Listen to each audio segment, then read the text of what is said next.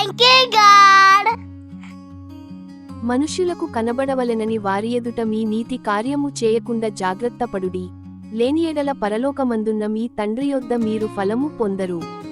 2 కావున నీవు ధర్మము చేయునప్పుడు మనుష్యుల వలన ఘనత నొందవలెనని వేషధారులు సమాజ మందిరములలోను వీధులలోను చేయులాగున నీ ముందర బూర ఊదింపవద్దు, వారు తమ ఫలము పొందియున్నారని నిశ్చయముగా మీతో చెప్పుచున్నాను.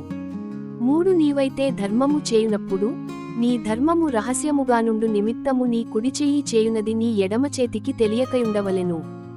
4 అట్లయితే రహస్యమందు చూచు నీ తండ్రి నీకు ప్రతి ఫలమిచ్చును.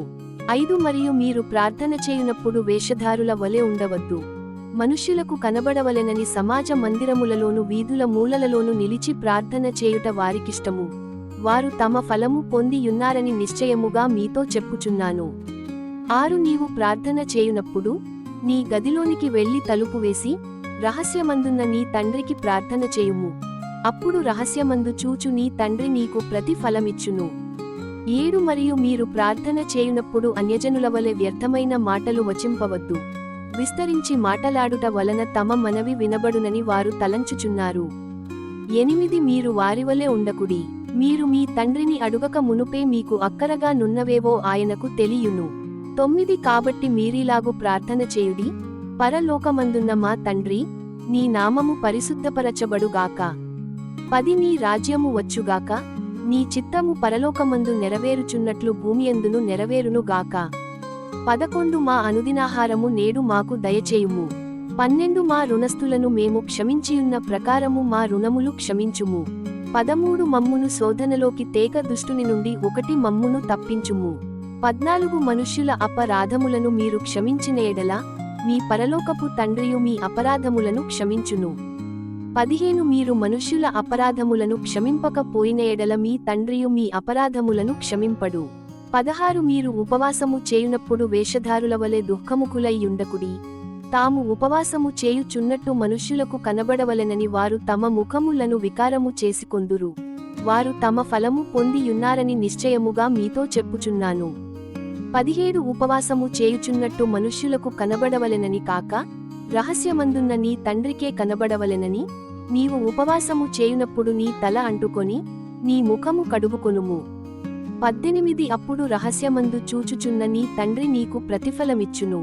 19 భూమిమీద మీ కొరకు ధనమును కూర్చుకొనవద్దు, ఇక్కడ చెమ్మెటయు తుప్పును తినివేయును, దొంగలు కన్నము వేసి దొంగిలెదరు. 20 పరలోకమందు మీ కొరకు ధనమును కూర్చుకొనుడి, అచ్చట చెమ్మెటయైనను తుప్పైనను దాని తినివేయదు, దొంగలు కన్నము వేసి దొంగిలరు. 21 నీ ధనమెక్కడ నుండునో అక్కడనే నీ హృదయము ఉండును. 22 దేహమునకు దీపము కన్నే గనుక నీ కన్ను తేటగా ఉండిన ఎడల నీ దేహమంతయు వెలుగుమయమయుండును.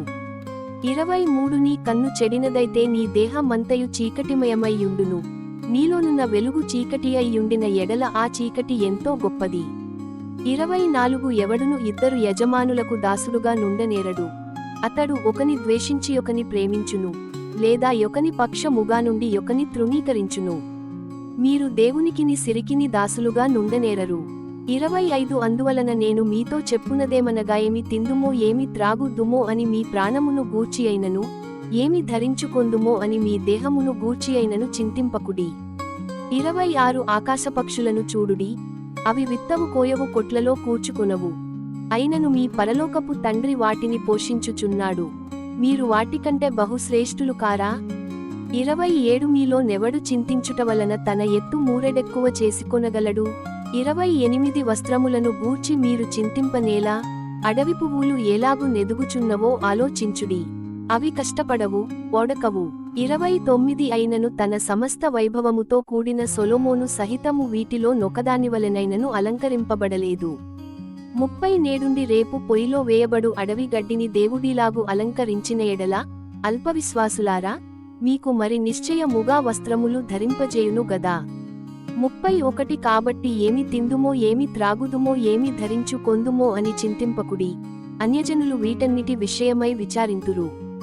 32 ఇవన్నీ మీకు కావలెనని మీ పరలోకపు తండ్రికి తెలియును. 33 కాబట్టి మీరు ఆయన రాజ్యమును నీతిని మొదట వెదకుడి, అప్పుడవన్నీ మీకనుగ్రహింపబడును. 34 రేపటిని గూర్చి చింతింపకుడి, రేపటి దినము దాని సంగతులను గూర్చి చింతించును, ఏనాటి కీడు ఆనాటికి చాలును.